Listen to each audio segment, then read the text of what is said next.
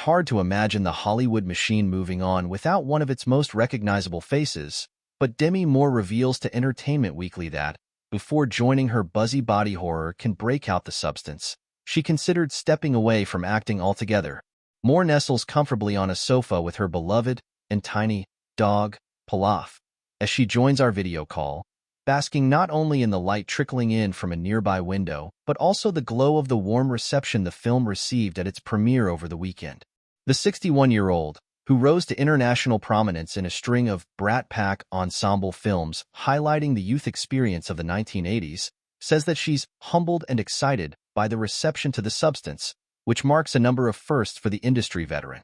For starters, she's never fronted a Cannes premiere before, let alone received a reported 11-minute standing ovation.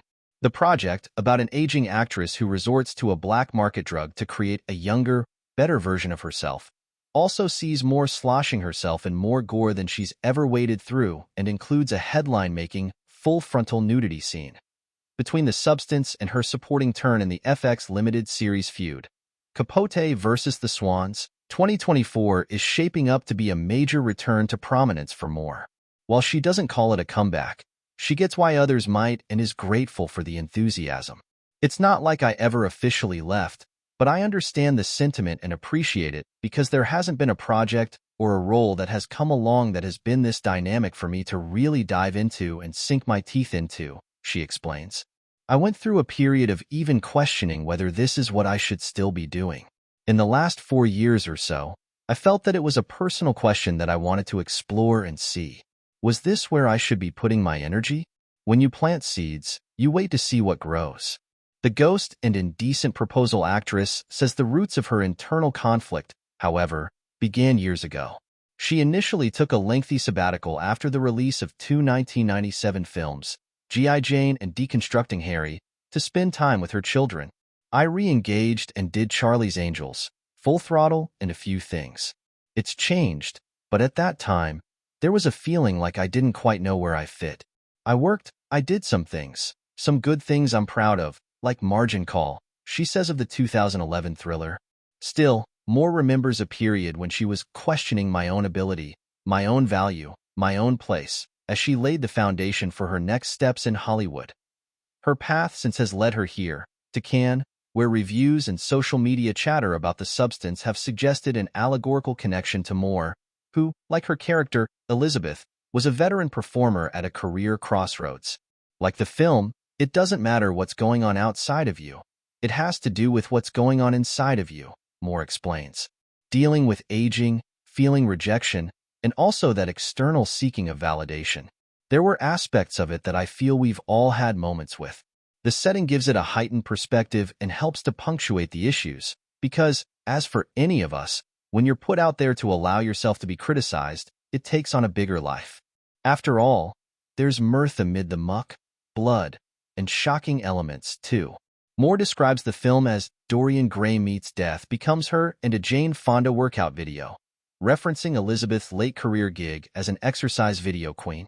That makes the prospect all the more exciting as a blend of camp, grotesque imagery, and visually disturbing elements, including, as audiences have indicated, some rather shocking images of Moore and some seriously twisted prosthetics as the narrative progresses. The actress is aware that the film shows off, literally and figuratively, sides of her that audiences aren't used to, such as the aforementioned nudity that Moore feels is important to properly contextualize.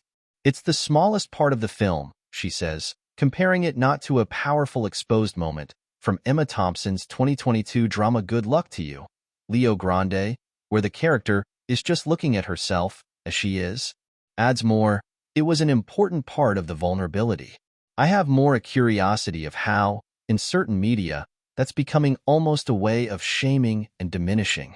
She had help getting comfortable in the scene from co-star Margaret Qualley, who plays a new version of Elizabeth who literally grows out of her back.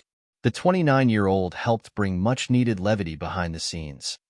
We had to do these moments of switching on this cold tile floor, and we're both nude and laying there.